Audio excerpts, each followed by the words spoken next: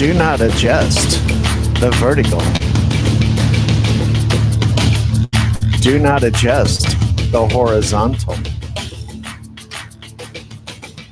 We're going sans camera tonight. I'm unleashing some previously unreleased music, other segment of music that I had. Pretty weird, huh? The music is different, but it is Mysterious Forces Live, and it is Saturday, May 25th, 2019. Thank you for tuning in. We're going to do something a little bit different tonight. Really weird music, huh? It's because I'm weird. Welcome. Well, you know me, I'm not one for putting on airs, and I'm pretty open and transparent, and I'm going to be honest with you. Tonight, I am really not feeling very well, and I didn't quite have it in me to put on makeup and dress up and all that stuff. And I didn't want to replay an old episode. We've done that recently. And some of those episodes are worth hearing. So I don't want you to think I'm just totally taking the lazy way out by replaying some of those. They're great interviews. I thought they deserve to be given another chance and given another round. So anyway, other than do that, I thought I would be willing to go on. Now, I am in the chat room. I am right here. Wow. That's funny. There's some latency. That was me. But I am looking at the chat room. Satellite Mercy. Enjoy being. The music is cool. Satellite Mency, not Mercy. Mency 4 says, thank you. I see Sherry. Hello, everyone.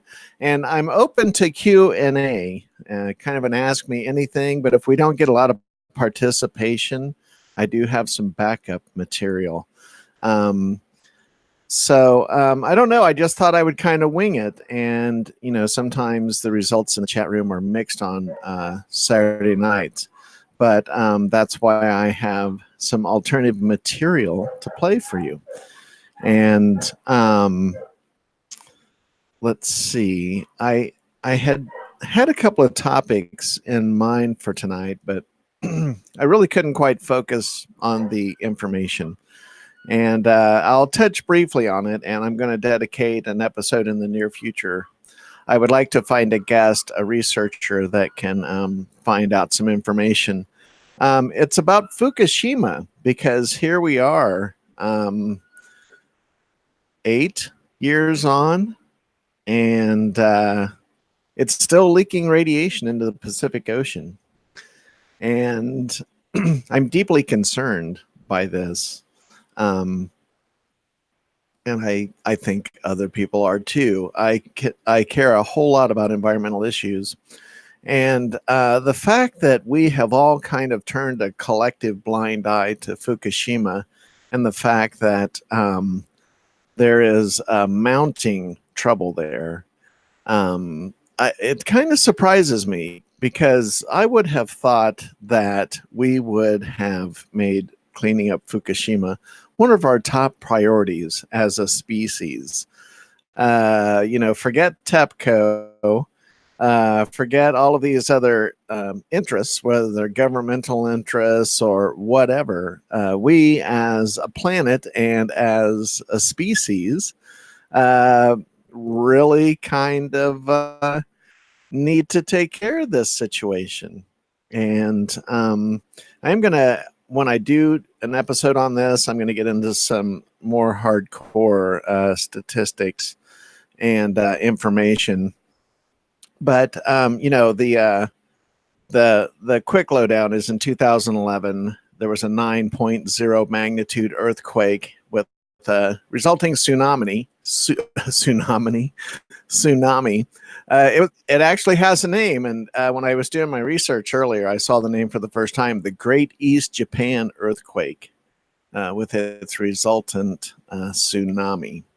And it shut down 3 of the reactors because they did not get coolant, and the fissile material melted down and pooled to the and there is a whole lot of radioactive water that is now being stored in containers all around the plant. And it's a little bit crazy to think that they're just storing radioactive water all around in these containers, and they're not moving them anywhere. There's nothing going on in terms of taking care of that. And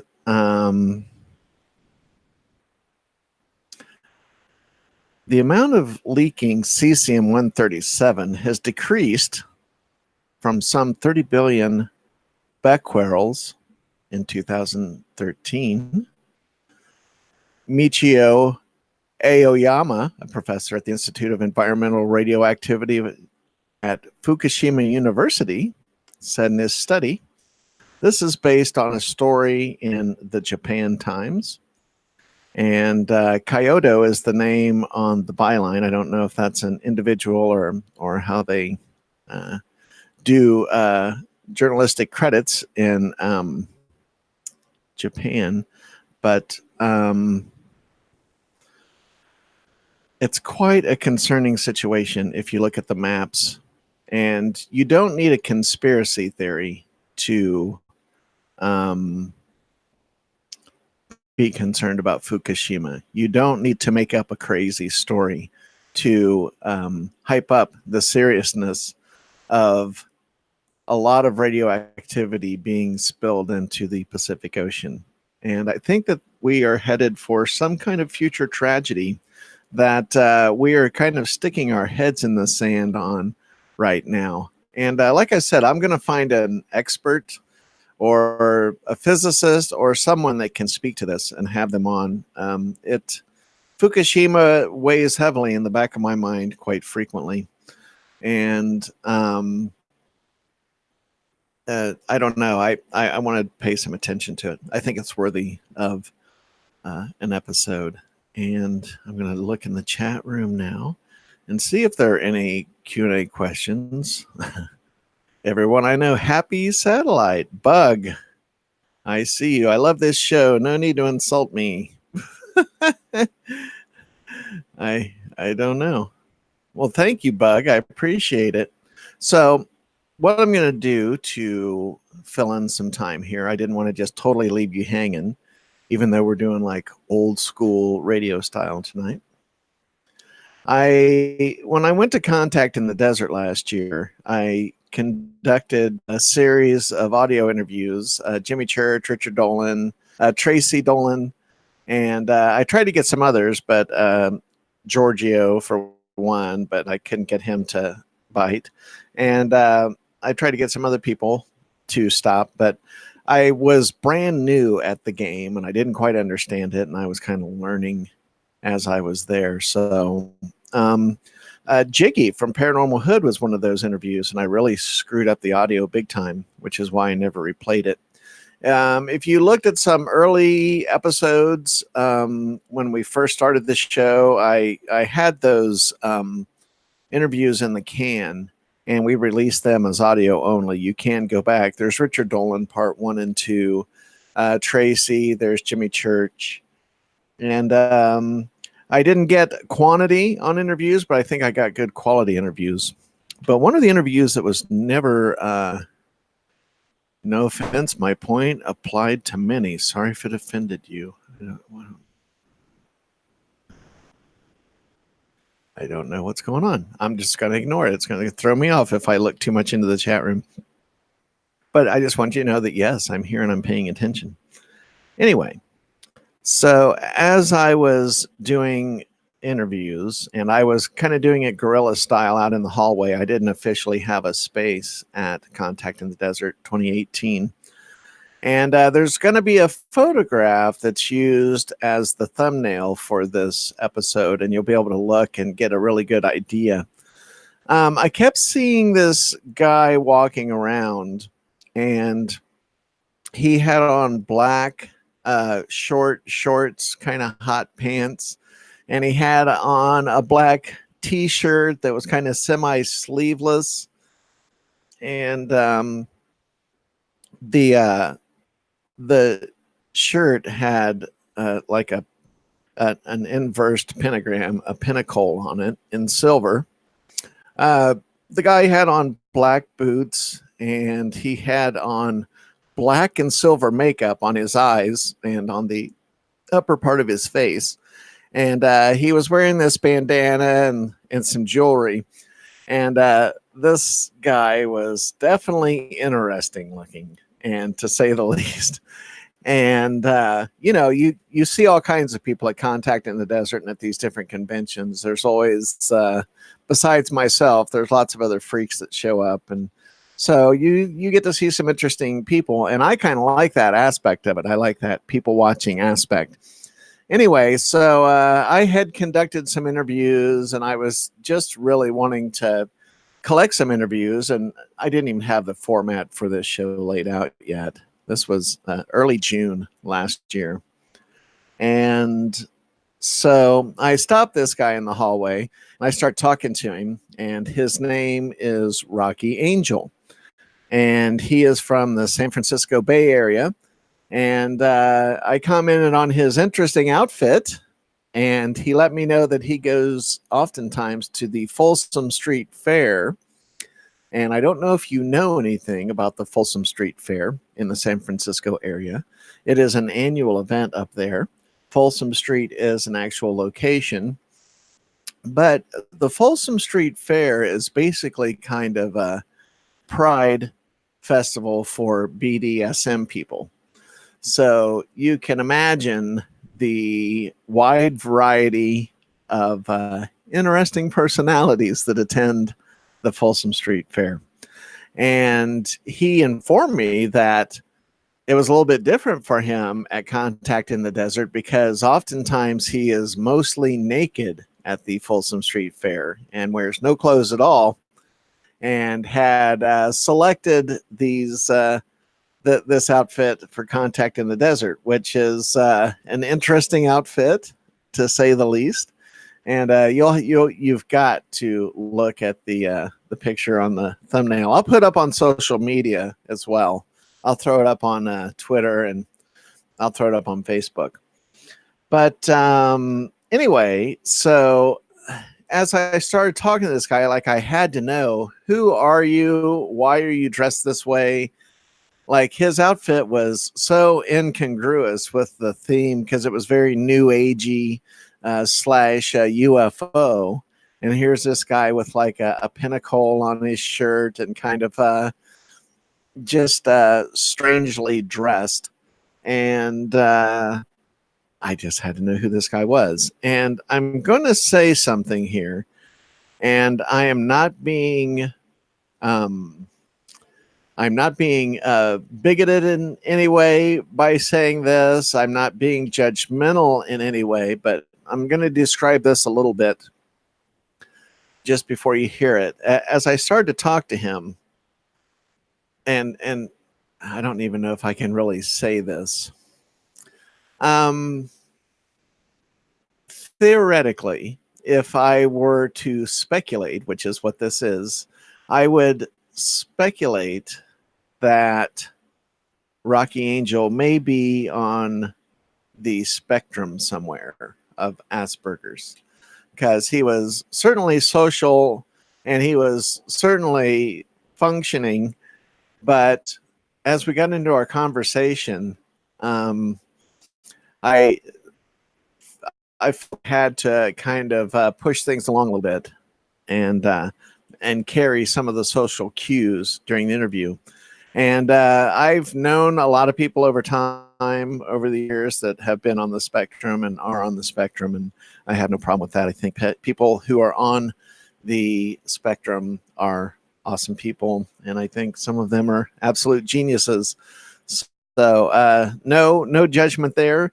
And like I said, that's pure speculation. And if that is wrong, which it could be, then I apologize if Rocky hears this, if it makes it back to him or something. And I didn't mean to offend him or try to diagnose someone secondhand. I'm not a medical professional by any means. So like I said, that was pure speculation and on my part. But I think part of what I'm alluding to can be heard in the interview. And I do have this queued up, and without any further ado, I'm just going to play this, and then I'll come back on, and I'll keep looking for questions, and if questions get asked in the chat room, I'll address them. Otherwise, I'll just keep singing and dancing like I'm doing. And please excuse my audio level at first. I'm going to have to kind of play it, and then I'll adjust. But this was recorded on Sunday, June 3rd, 2018 at Contact in the Desert at Indian Wells, California. And on this show now, I have someone really special that I met here at Contact in the Desert. His name is Rocky Angel. You can find his website at rockyangel.com. He's a performance artist from Oakland. Rocky, welcome to the show. Thank you. Can you tell the listeners what it is you're about? I want to give a visual description first. Rocky has on like a bandana with a skull on it, some fantastic face makeup that is silver and black, and a shirt with a pinnacle on it, which is the upside down pentagram with a lightning bolt in it, and a pinnacle satanic emblem necklace, which is awesome. Chains on his wrists, and he's got black boots on. I'll have a picture of him on my OnStellar website, or OnStellar page rather, not my website, but my page. And Rocky, tell me what your performance art is all about. It's all about creative energy and liberating the planet and an alternative view into alternative worlds.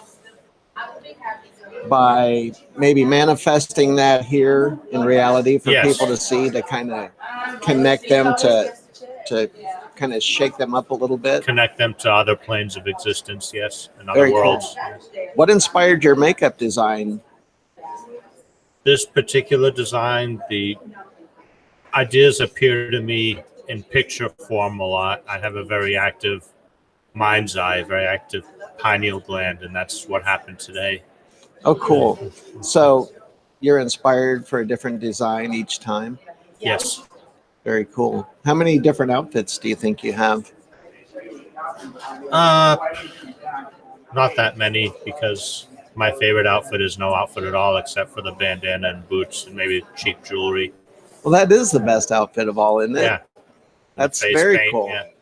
Yeah. So where can you wear that outfit and not get in trouble in your area around San Francisco or Oakland? Yeah, mostly certain events at San Francisco, but also at my art shows. Okay.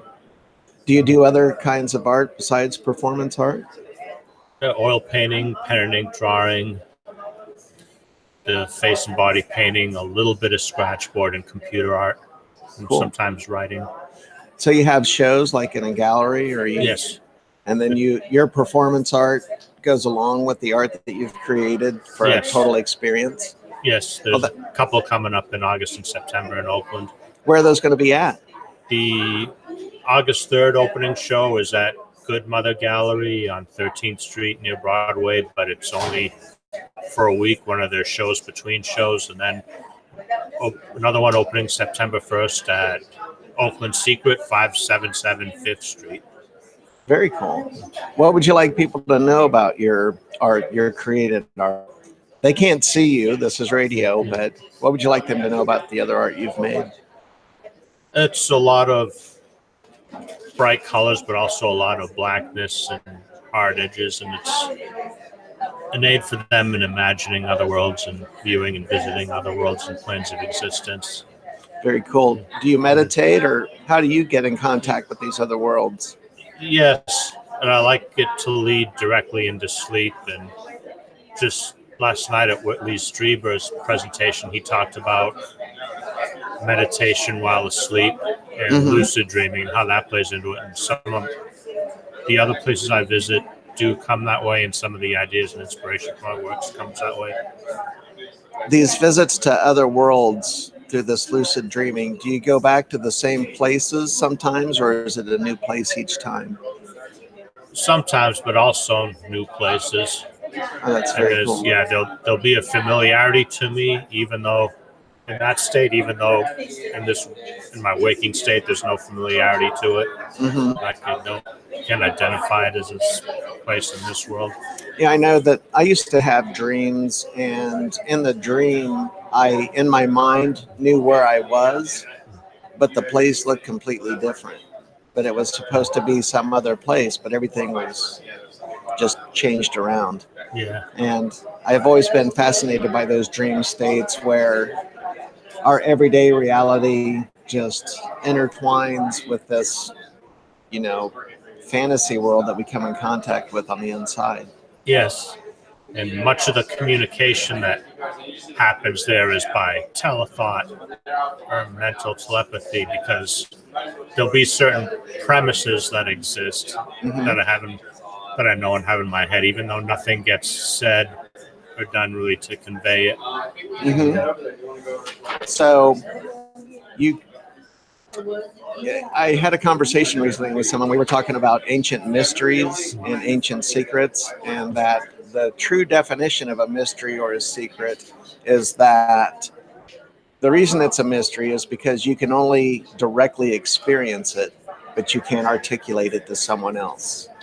Do you feel like your art is that way? Like you really can't articulate these visions, so you have to manifest it through your being for people to have that experience? Yeah, very much so. You are the conduit for that message in that time. Yes, that's a very good way to put it. That's cool. Yeah. You know what? I think the world needs more people like you. Thank you. The world would be a better place if we had people that could find that within themselves and express that and just show other people a different way to be or to think. That's good. I think what you're doing is making an impact. What other events have you been to? Let's see. There's several of there's Marling events that I've been to, and also let's see, Beta Breakers, Pride, SF Pride, the Door Alley Fair, the Folsom Street Fair, some World Naked Bike rides occasionally, the San Francisco chapter. Very cool. All right. Well, other than your upcoming art shows with your performance art included, is there anywhere else you'd like people to know that you're going to be? I'll be at Alien Con June 15th to 17th in Pasadena. Cool. That's got quite a lineup. I've seen the lineup for that. Yeah, but it moved like uncomfortably close to this thing on the calendar, though. Oh, yeah, it did. Yeah, it's hard to get to all these events. Yeah, the first one was in late October of 2016 in Santa Clara. Awesome. Rocky Angel, you are a treat. Thank you. The world needs more people like you. It's rockyangel.com. He's a performance artist from Oakland. Rocky, thank you so much for being on the show. Thank you for the opportunity. Would you be willing to do a promo for me and say, this is Rocky Angel? I love this. Listening to Mysterious Forces with Natasha Nyxx. You'll love this. Okay. Yeah, it's that on the card. I don't know if you need to read it or you got it. Right now? Yeah, just. Okay. This is Rocky Angel, and you're listening to Mysterious Forces with Natasha Nyxx. Awesome. Thank you so much. And that was it. It was interesting. He was a cool dude. And I hope you were entertained by that. It was some people give information willingly, and then some people you have to kind of coax it out of them. And I had to work hard to coax that out of him. But I posted that on Twitter at My Forces Live, and I posted a photograph on the Mysterious Forces Live Facebook page. Excuse me. And so you can see Rocky on my Facebook page for the show and on my Twitter.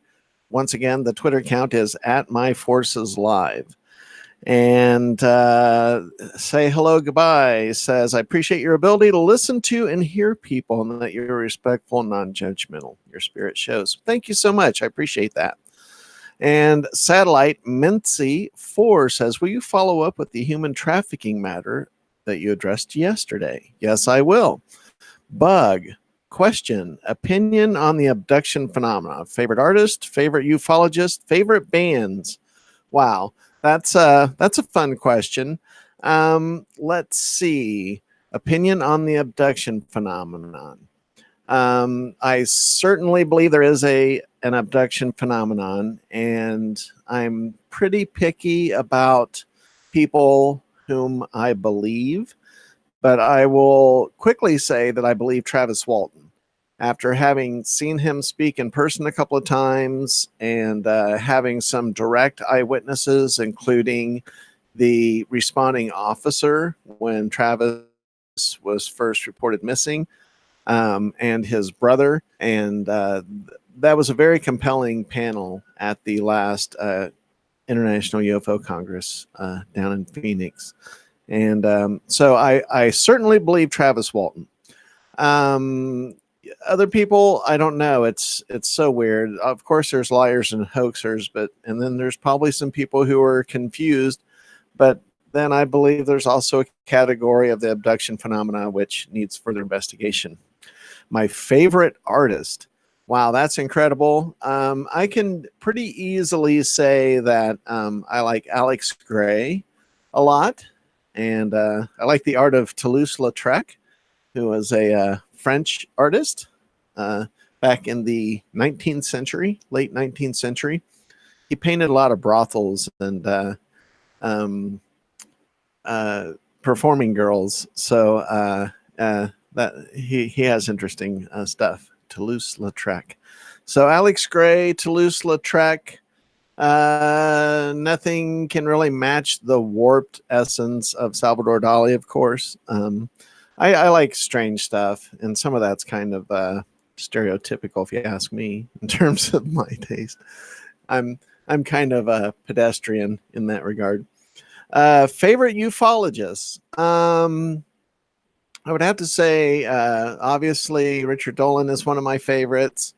I will posthumously say Stanton Friedman, even though my personal interaction with him was a little bit icy and not all that I had hoped it would be. I think that he represented ufology well and brought a seriousness to the topic that was needed for such a very long time. So I think that he represented the community very well. Other people who are more in the mainstream game right now for that. Wow. Let's see. So many people come to mind. It's for me, a lot of the YouTubers are kind of taken over. Like, I like critical analysis offered by Dark Journalist, and I like the eviscerating analysis offered by C.W. Chanter, but those aren't really ufologists. I like Nick Pope, and the guy's name escapes me. He's Russian. I actually met him. He spoke to Phoenix MUFON, and I went to the little dinner afterwards and talked to him. And I forget his name. I'm sure someone out there does. Let's see. Favorite bands. It would just depend on the genre. I'm big into progressive rock. And I like some old school stuff like Yes and other classic rock. But I'm a musician myself, and I like to stay current. I like new bands. So I like Tool. I like Nine Inch Nails. And you're like, no, new bands. Those are new to me because I'm 53 and I'm waiting anxiously for the new Tool album to come out. I would say one of my current favorite bands who's really active right now and really out there kicking ass and taking names is Muse. And I saw them a few months ago down in Phoenix, and they were fantastic. So I think that in terms of bands that are out there being heard and being seen right now, Muse is at the top of their game and probably the best thing around right now musically. Just my opinion, of course. I will hit the human trafficking thing again. It deserves more attention, so I'll do a whole episode on it. But I got caught up in the drama of earlier. Wondering how it's affecting marine life, particularly fish and dolphins, given they harvest them. Yes, I know. It's like, I think about that. It's like if you're eating sushi, you better wonder whether your fish is coming out of the Pacific Ocean or not. And Satellite Mincy 4 says, I need to listen to radio more. Jet Petty's in the house. Hello. Alfie Solomons, what do you think of Invincible and Descending? Wow. I hate to say this, but I don't know what those are referring to. Invincible and Descending. Someone will have to educate me. I cannot comment, Alfie Solomons. I appreciate it. Hello, Jet. The 2 newest Tool songs. Yes, I have been like waiting for them as they get leaked out on YouTube from the live sets that they were doing around the country. Yeah, so I was definitely listening to the new. Oh, that's right. That's what it is. The 2 newest Tool songs. What do you think of Invincible and Descending? That's why. Now I know what you're talking about. I liked them. I thought that Invincible was strangely low key, but I like them both. And to me, I am such a fan of 10,000 Days. It is like, to me, 10,000 Days is like a sonically perfect album. Coming from someone who's been to recording school and been a live sound engineer, I think that 10,000 Days is perfection in audio. The texture of the guitars, the thickness of the bass, the way the drums are recorded and produced, and then Maynard's vocals hanging there kind of somewhat in the background the way he physically does on stage. I think it's amazing. So yes, I love Tool, and I can't wait for them to come out with this album. And, you know, there's been a lot of speculation that the new album is going to be a double album. Imagine this. Tool has not released an album since 2007. So here we are all this time later, and everyone is still waiting on the edge of their seats for a Tool album. I think a double album would be fantastic, but maybe with their production rate, if they have 2 albums worth of material recorded, maybe they should sit on one of those and release another album sooner than like 14 years later or whatever. I don't know. Let's see. Hoping we'll stop killing, capturing dolphins for entertainment. Yes, I'm against that. I'm all for like rescue zoos, but I think I've even philosophically completely turned on zoos in general. I just can't. Yeah, 10,000 Days has such an awesome cover, Bug says, which is done by Alex Gray. And the original of that, which is in full color, is called Net of Being. And this arose from an ayahuasca vision that Alex Gray had. And if you've ever seen the video for Vicarious, you will see this net of being as they enter into this realm of these, what would appear to be pillars, but all the way around is a face on each side. And the connecting part of each face, one unto the other, is the eye. So like the right eye of one face would be the left eye of the one just to the right of it as it moves around. It's hard to describe, but I'm sure you've seen it. And so this net of being, if you look very closely at the picture, not so much at the Tool album cover, but at the full color, which is predominantly red. It's in a lot of fire colors. You see the swirls. You see the particular kind of eye that Alex Gray paints, but then you also see on the forehead of these beings entire galaxies. And this net of being goes down into itself and folds in on itself and comes up through. And it is like 3-dimensional in every direction that you can look. And it was quite fantastic that they were able to visualize with a computer what Alex had presented. And I was so deeply, deeply disappointed when I went earlier back in the wintertime to, I was going to go to COSM, the Chapel of Sacred Mirrors, which is Alex Gray's art installation and facility up in the Hudson Valley of New York State. And I got caught in a blizzard and did not get to go. I was hoping to interview Alex if he was going to be there, but that never got confirmed. But I hope to go back and interview Alan Steinfeld in person there. He was doing a workshop, and also to interview Alex Gray. I would love to interview those two guys together. So if I could get Alan Steinfeld and Alex Gray to sit down together, that's something I'm shooting for.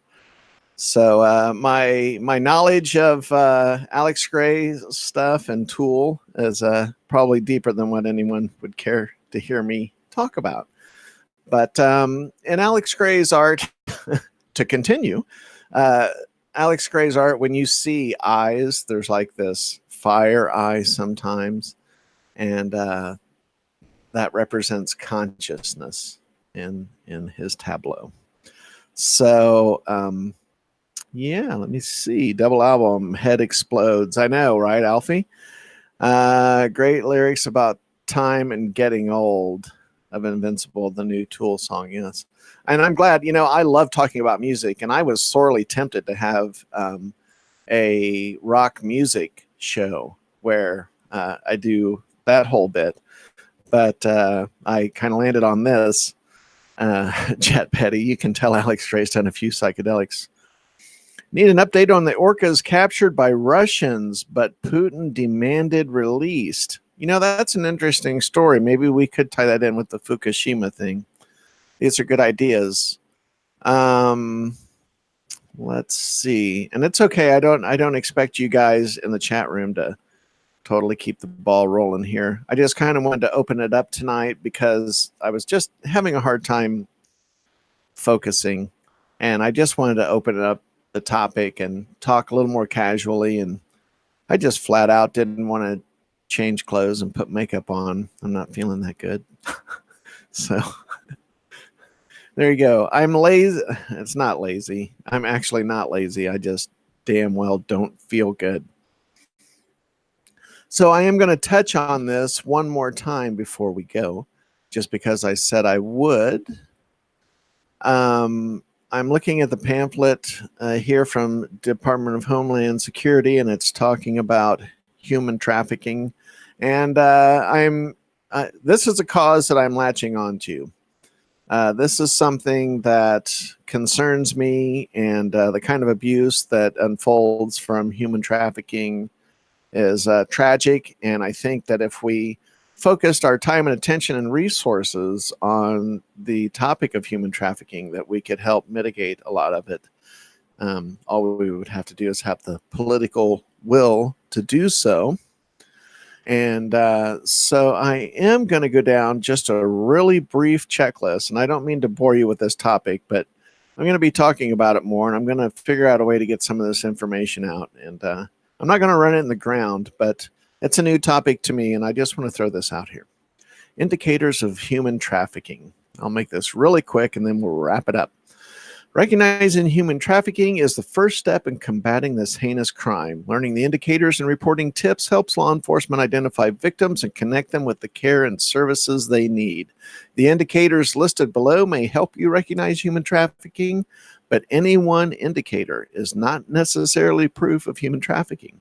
The physical signs, and it says, does the person show signs of physical and or sexual abuse, physical restraint, confinement, or torture? Does the person appear to be deprived of food, water, sleep, medical care, or other necessities? Does the person lack personal possessions? And that's all that's listed on the physical for now. But socially, it's a slightly longer list. Socially, does the person work excessively long and or unusual hours? Show sudden or dramatic changes in behavior? act fearful, anxious, depressed, submissive, tense, or nervous / paranoid. Jesus, who that could describe me on any given day. I'm not making light of this though. Defer to another person to speak for him or her. That would be one that you would see a lot, I would think. Does the person appear to be coached on what to say? Does the person appear disconnected from family, friends, community organizations, or place of worship? And last on this short list for social signs of human trafficking, does the person not have the ability to freely leave where they live?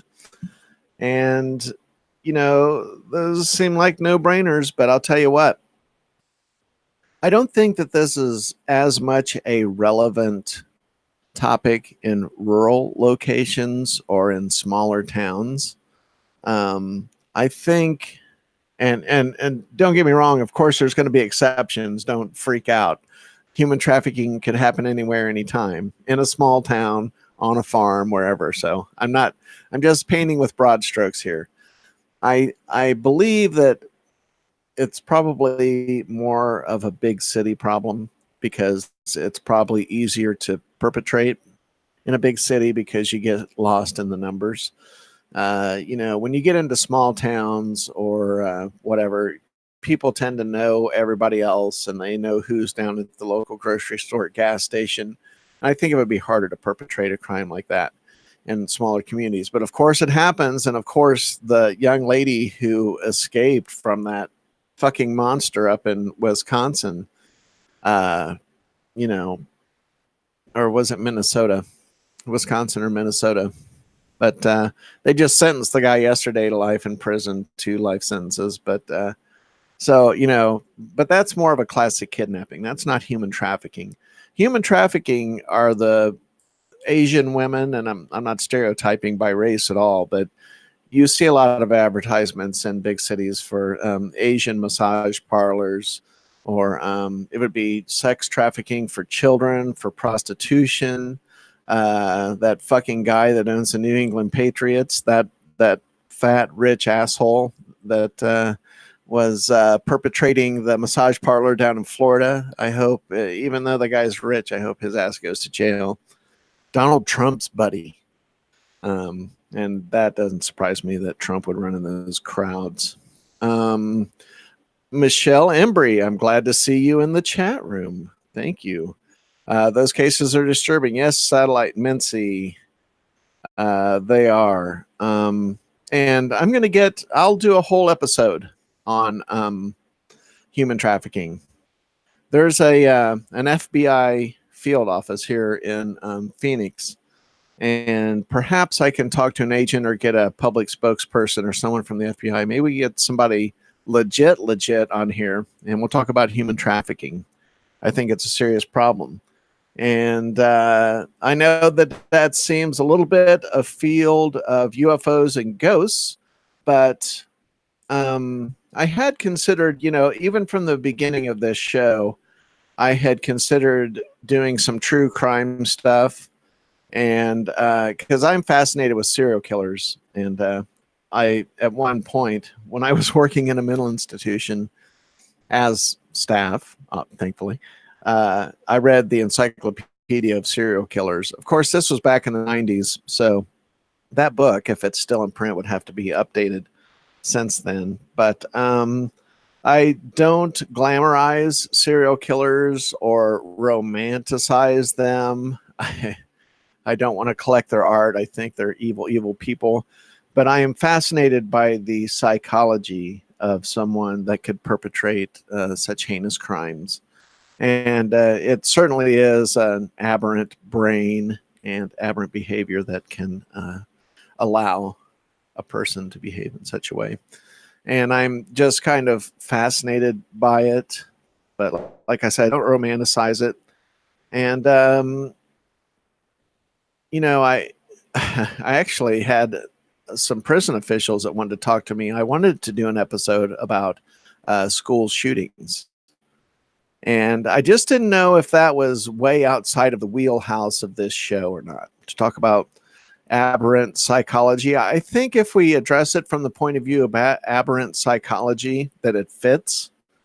What I have a problem with, and when I see a lot of this true crime stuff on television, I get upset sometimes because I feel like we sometimes exploit the victims of crime for entertainment. And when you put them on TV, even though you treat them respectfully in person, I think when you get the tearful victim talking on TV, recounting their horrible experience, or the loved ones of someone who's deceased who died of a violent crime, I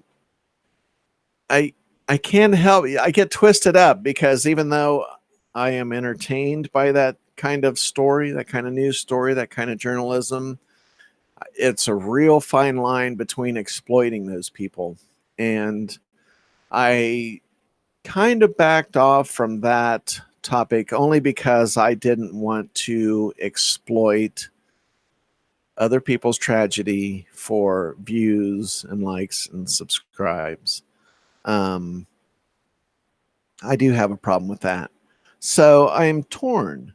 I obviously have a fascination with some true crime stuff. Like, I watched all the full interrogation, every minute of interrogation from Chris Watts, the fucking asshole that killed his wife and kids in Colorado.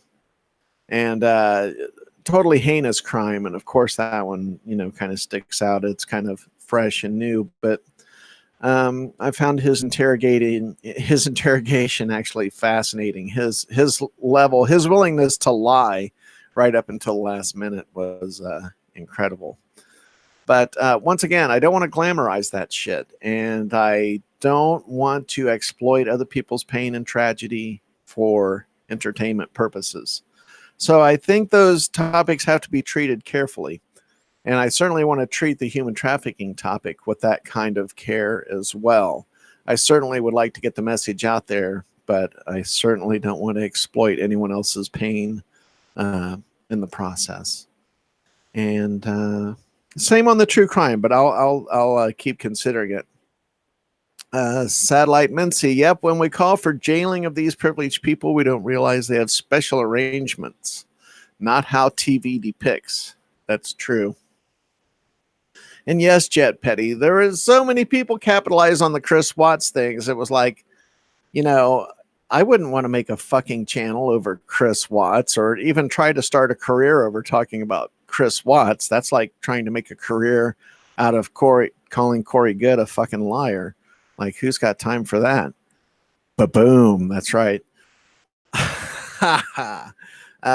Say hello, say goodbye. Could not watch the Chris Watts stuff. It was heinous. And it was fucking heinous. And you know what? I wouldn't blame anyone for not wanting to watch that or hear that. Farian Waldrip was a serial killer that terrorized my area, Jet Petty says.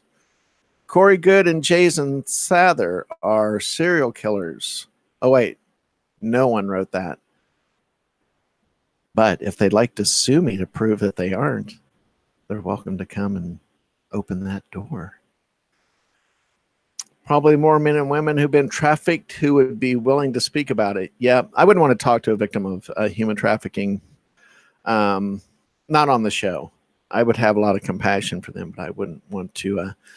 I can tell this story, and this is horrible. I had a client because I was a case manager at an outpatient psychiatric clinic. And I'm not even going to name the gender of this person. But when this person was younger, they were part of a culture that did not readily recognize mental illness as we do here in the United States or in Western medicine. And this person obviously was symptomatic when they were younger, and their family sent them to this place in Mexico where they were kept in a cage. And they were made to wear sweatpants in hot weather. And they were made to walk laps around in these cages. And they were not seen by those people as mentally ill, but that they needed strict, harsh treatment to snap them out of the behaviors that they were doing, which didn't work. And this former client of mine wound up not personally on Inside Edition, but the story of the people who ran that program, quote unquote, that's air quotes around program, that fucking torture cell. Inside Edition covered that. And when I had first heard the details of that case, it just ripped my heart out, because I was sitting there talking to the client, and I could see what kind of pain she was in. I could see how, oops, that affected this person's life. Anyway, so I've seen the results of some of this stuff up close, and it's not pretty. And I'll toss the true crime serial killer thing around. Like I said, I'm genuinely interested in the topic, not interested in exploiting other people's pain for views. I'm not really interested in that whatsoever. That's a turn off, and I would feel like I had slipped if I did something like that. So there's got to be a delicate way to handle that. And if you have ideas of ways that I could handle some of these other topics and treat them gently and respectfully and not exploit people in doing so, please leave your ideas in the comments, either here in the live chat, or if you've heard this after the fact, down in the comments. I do want to say thank you for being here, and I do want to say thank you for your participation. I know that there's a lot of other things you could be doing on a Saturday night, but you decided to join me, and I appreciate that. And I know you can't see me, but I'm pushing my fingers pointing down, and I'm saying please like, please subscribe, please hit the little bell alert so you know when we're going to have a new show, and help me get some new subscribers. I edged up to 279 overnight, and that puts me 21 away from 500, which is only halfway to being able to accept super chats. So one phase at a time. I'm edging close to 500. If you can share these videos or encourage someone to like my channel, subscribe, please do so. I hate to beg, but I need the help. I want to get to 1,000 subscribers, and I'd like to do that before the end of the summer. As usual, I'd like to thank the professor. I'd like to thank all of you. Wow, I about blew that out, huh? Yes, mental health is poorly underfunded. Yeah, let me know if you guys have show topic ideas. If you want to let me know how you think I should handle some true crime stuff, if we want to look into that. And I'm not going to forget about UFOs and ghosts, and I'm not going to forget about atheists either. I thought Aaron Ra was amazing, and I want to have another atheist come on, but this isn't an atheist show, and I'm not going to turn it into that, so don't worry about that. Thank you so much. Please like, subscribe, share, hit me up on social media. Like I said, My Forces Live at Twitter. Go check out that picture of Rocky Angel. Also on the Mysterious Forces Live Facebook page. Check out my Instagram. Thank you so much, and I will see you next weekend live with Mysterious Forces Live. Thank you, everybody. I love you. Take care of each other. Mwah.